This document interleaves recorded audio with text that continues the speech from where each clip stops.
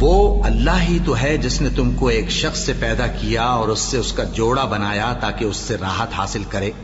سو جب وہ اس کے پاس جاتا ہے تو اسے ہلکا سا حمل رہ جاتا ہے اور وہ اس کے ساتھ چلتی پھرتی ہے. پھر جب وہ بوجھ محسوس کرتی ہے یعنی بچہ پیٹ میں بڑا ہوتا ہے تو دونوں میاں بیوی اپنے پروردگار اللہ سے التجا کرتے ہیں کہ اگر تو ہمیں صحیح و سالم بچہ دے گا تو ہم تیرے شکر گزار ہوں گے. پھر جب وہ ان کو صحیح و سالم بچہ دیتا ہے تو اس بچے میں جو وہ ان کو دیتا ہے اس کا شریک مقرر کرتے ہیں.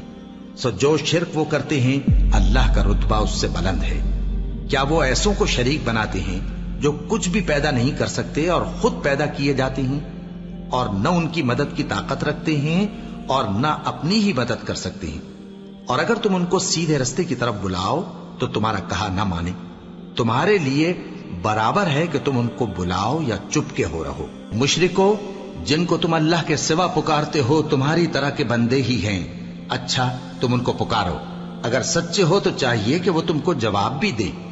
بھلا ان کے پاؤں ہیں جن سے چلیں یا ہاتھ ہیں جن سے پکڑیں یا آنکھیں ہیں جن سے دیکھیں یا کان ہیں جن سے سنیں؟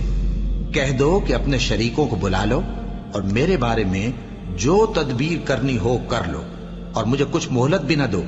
پھر دیکھو کہ وہ میرا کیا کر سکتے ہیں. میرا مددگار تو اللہ ہی ہے جس نے کتاب برحق نازل کی اور وہ نیک لوگوں کو دوست رکھتا ہے. اور جن کو تم اللہ کے سوا پکارتے ہو وہ نہ تمہاری مدد کی طاقت رکھتے ہیں اور نہ خود اپنی ہی مدد کر سکتے ہیں.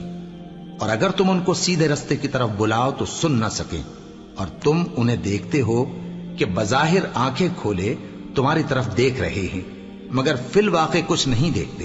اے نبی، عفو و درگزر اختیار کرو اور نیک کام کرنے کا حکم دو اور جاہلوں سے کنارہ کر لو.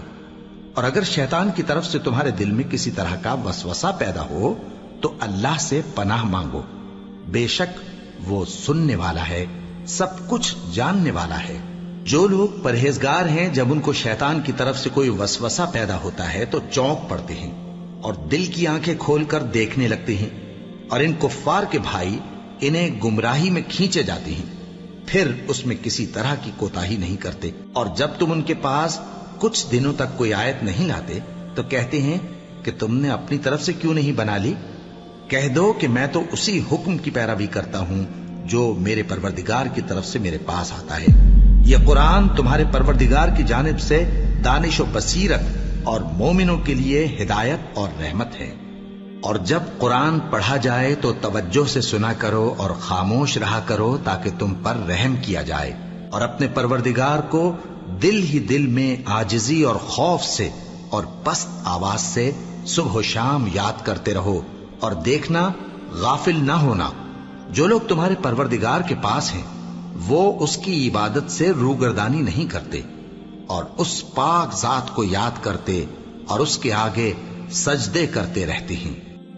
اللہ اکبر، اللہ